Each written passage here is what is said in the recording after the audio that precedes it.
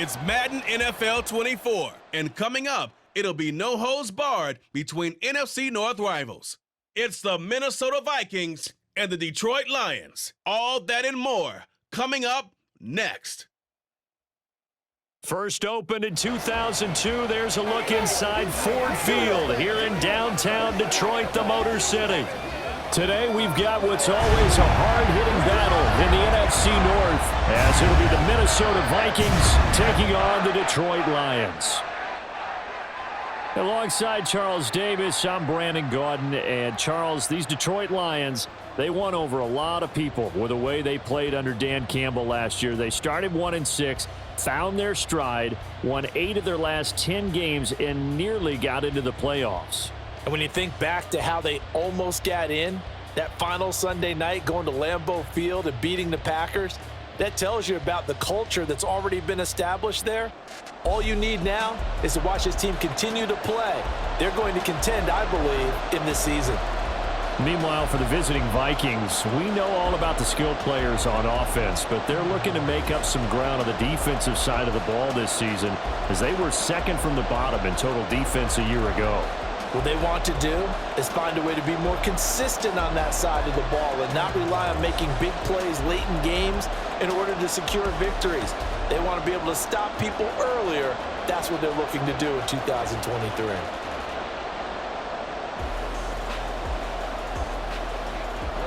The Florida Atlantic man, Greg Joseph, ready to get this one started. And we are underway from Ford Field. And he opts to not bring this one out. The first drive will start at the 25. Well, the Lions offense getting ready to go to work here. And under center, a man whose career's been rejuvenated a bit as of late. In season number 8 now out of Cal, it's Jared Goff. And at one point, the ascension of Jared Goff was really, really strong. Back-to-back Pro Bowls, took his team to the Super Bowl and came really within one quarter of winning it. But since that time, he's had bouts of inconsistency, and that's been the struggle for him as he tries to get back to the form he showed earlier in his career. Opening play, and Goff wants to pass it. He'll find his rookie tight end, Sam Laporta. And this will leave him a yard short. Nice pickup of 9 yards on first down. Nice rhythm throw there on first down. He located his tight end, made a nice easy pitch and catch. Hoping he can break a tackle or two. Wasn't able to do that there, but still good yardage. Maybe a good spot to take a shot. Here's 2nd and a yard from the 34. To throw is Goff. A little short pass here taken in by Laporta. 2 yards on the pickup, and that's all they needed to move the sticks. Many different ways to create space, but on that play, he did it with that big, wide body of his. Didn't get a whole lot of yardage on the play, but it did what it was supposed to. Pick up a first down. So from the 36 now, 1st and 10. They will run for the first time with David Montgomery. And he'll grab a gain of 5 out of this up to the 41-yard line. We're scoreless after 1.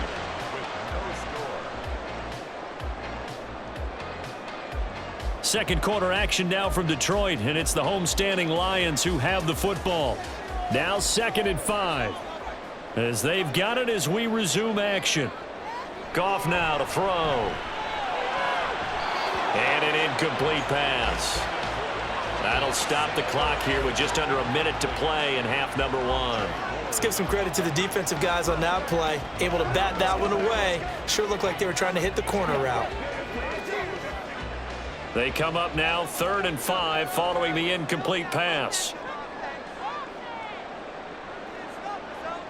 Here's Goff.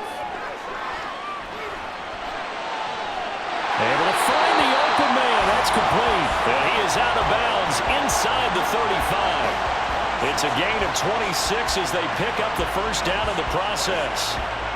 He's such a good route runner. Shows it there on 3rd down. Very proficient and a good pass.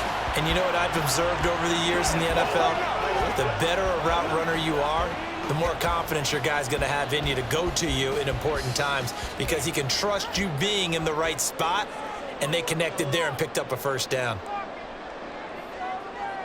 Now a first down throw. Goff. Oh, he tried to fit it in on the slant, and it's intercepted. Picked off by Byron Murphy. And the Vikings are going to have great field position here as this is returned just shy of midfield. Certainly not his best throw that time, and not a good time to make it, Charles, when they were a nickel with 5 defensive backs on the field. And that's exactly why you have those 5 DBs out there. You want extra speed on the field, guys who have ball skills and understand what the passing game can do, and gives them a chance to react and make a play on the football, and they take one of those away. So here's the Viking offense making their way out. And leading them out, a player who turned a memorable debut into now a 6-year NFL career out of Southern Miss, Nick Mullins. Brandon, I know he isn't at the status of some of the elite names in this league, but I do know he's an absolute fighter because he's heard all the criticisms. He's read the articles that say he isn't good enough to be the starter, and he absolutely does not care. All he wants to do is prove every doubter wrong and show that he belongs in this spot. Mullins, and the throw here caught by Addison. What I love about watching the passing game nowadays is that the one-dimensional receiver is really starting to leave the game. You've got to be able to do it all. Of course, you got to run fast. Of course, you got to catch the ball. But route running savvy and toughness, there's a premium for all of that now. 2nd and 2. Throwing quickly there, but it's incomplete. Not sure what happened out there, but it looked like the timing was a little off on that throw. Now, you know I'm a defender, so what am I going to say?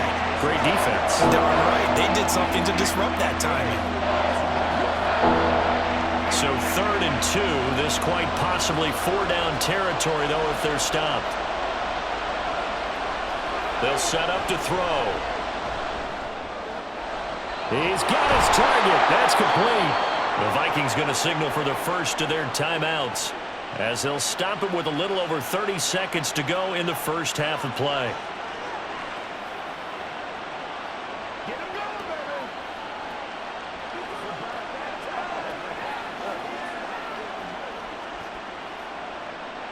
Could we get a touchdown in this first half after all? It's 1st and 10.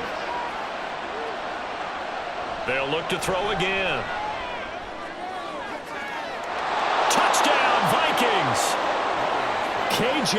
Osborne, 29 yards. And the Vikings post the first points of the ballgame as they take the lead here in this 2nd quarter. And that touchdown gives them a touchdown lead before they attempt the extra point. What a great way to end the half. Yeah, great job to put themselves in front. And now, see on the sideline, special teams defense scrambling, saying we want to preserve this for the final moments of this 2nd quarter. Greg Joseph on for the extra point.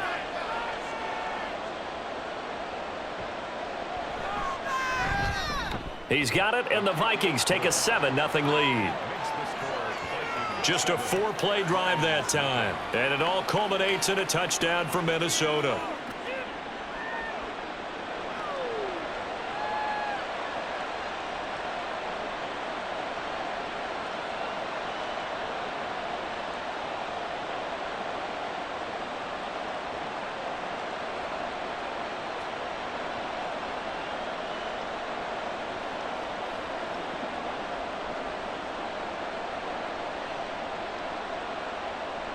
Now Joseph tees it up to kick off following the touchdown.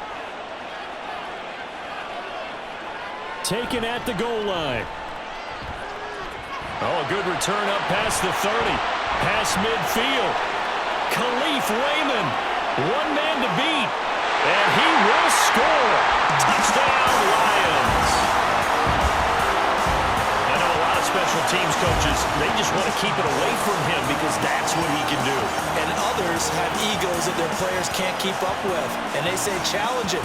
Kick it to him.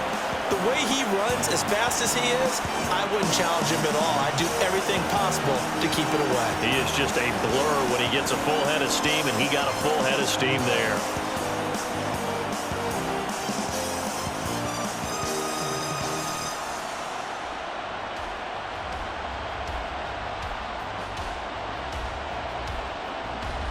Michael Badgley on for the extra point.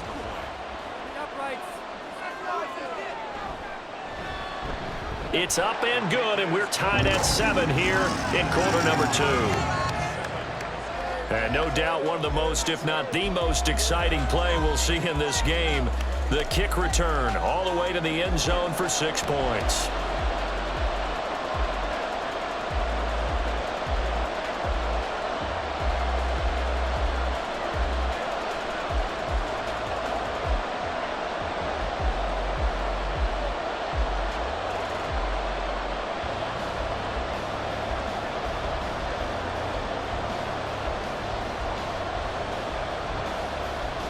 Each team's had it. Each team has scored. 7-7 here as the kick's away.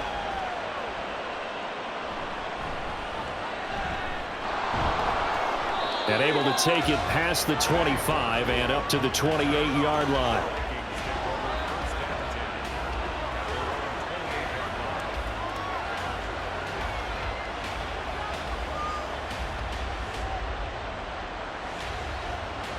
Here are the Vikings now to start their next drive.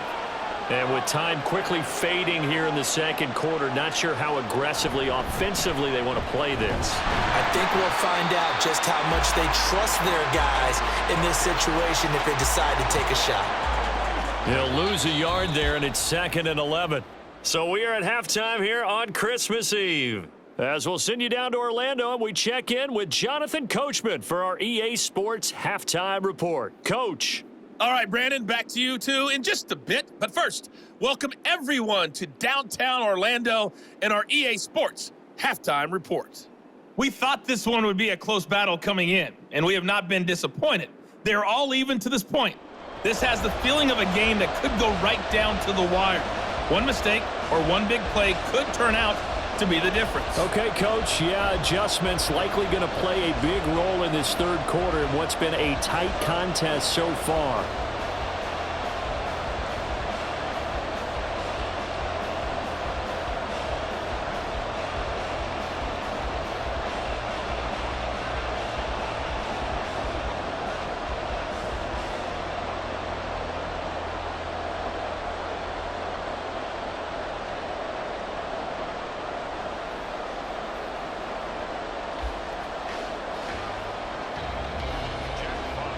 Set and ready to go for the second half. One touchdown apiece, 7-7 our score. Kene Nwangwu now out of his end zone. And tackled at the 21-yard line, so a net negative there of 4 yards. A look at the offense now here, coming back out on the road for their first possession of the second half. It's a tie football game here. What do you think, Charles, the message was at halftime? Well, I think that they probably just looked at things and said, we're fortunate that this is a tie game. No need to panic, no need to change a whole lot. We didn't play anything close to our best in the first half, so we don't have to go out and win one for the Gipper. Let's just go out and play our best football and win one for us. And he'll get what he can up the middle, 3 yards. That'll bring up second down. Yeah, I don't know if it's exactly a win-win, but if you're on offense, you'll take that kind of a run, all right? It was kind of stacked up, found a little bit of yardage, and frankly, they're pretty close to staying on schedule on offense. The playbook is still open for the coordinator. Here's Madison getting it again on second. And he'll be stopped up at the 26 after a gain of only a couple. This is what happens sometimes when you abandon the running game. It's hard to get back to it because once guys get out of that mentality of firing out and hitting people, hard to get them started again occasionally.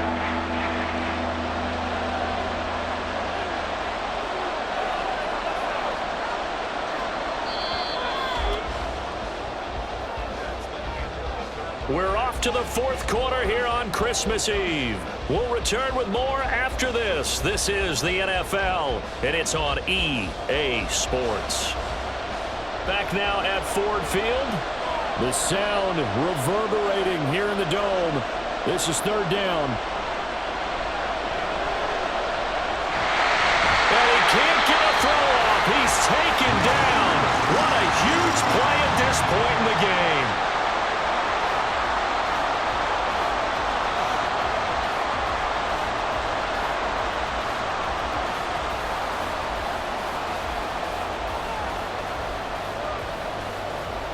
And here's Ryan Wright now. And surprisingly, this is the first punt of the game for either team.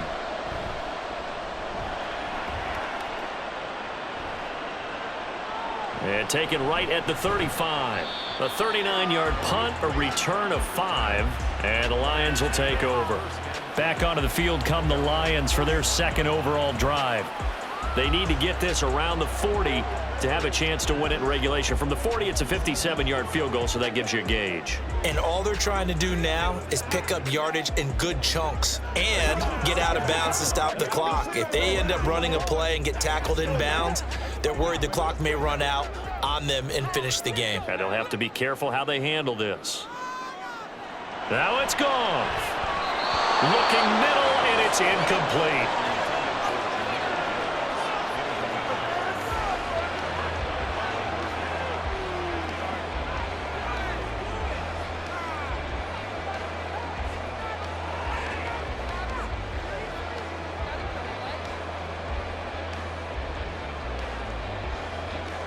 Another try, 2nd and 10 now. Goff now to throw. St. Brown making the catch on the out route. And he will get out of bounds here as well. What a play. Big yardage. They stop the clock, and they move it to the boundary of field goal range as well.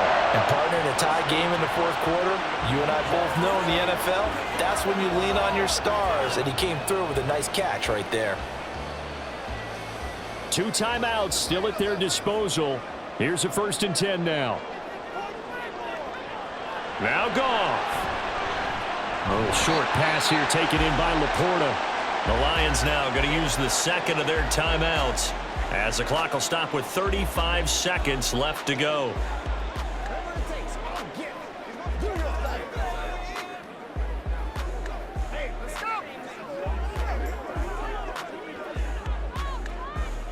Here's 2nd down and 3.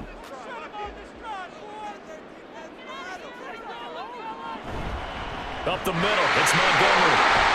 And he works his way free all the way down to the outskirts of the red zone. The Vikings going to signal for the first of their timeouts as they'll stop him with a little over 30 ticks to go in the football game.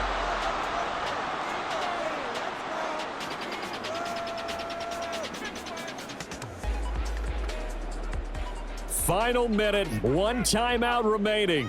1st and 10. They'll keep pounding here with Montgomery. And this time the yards won't come so easy as they'll, in fact, tackle him behind the line. At this stage, you've got to hustle, got to get back to the line of scrimmage because you're saving that timeout to make sure you have a chance to get your kicker out there for the big shot. They'll come up now on 2nd down.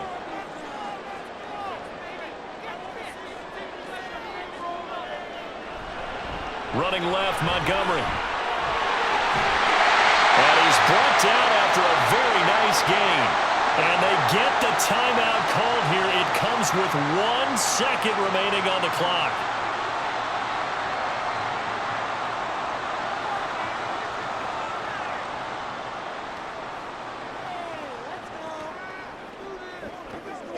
So everything hanging in the balance, resting on the right foot of Michael Badgley. And now we'll get a timeout here. They're able to stop it with 1 second to go in this game.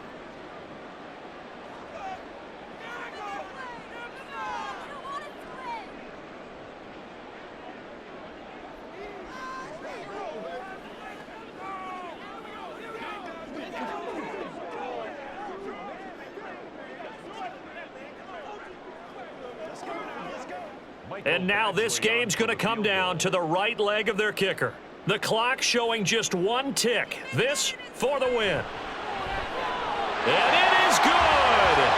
He splits the uprights on the chip shot. And the Lions are going to win this game. Well, obviously, Charles, this was by no means an offensive track meet. I mean, the defenses were the story in this ball game. But, hey, they got enough points to get the job done. And at the end of the day, that's all that matters. You're absolutely right about that, partner. In such a low-scoring game, it completely changes everything you had planned to do out there. Fortunately for them, they got just enough scoring to bring home the win. And in this type of a game, the play of their defense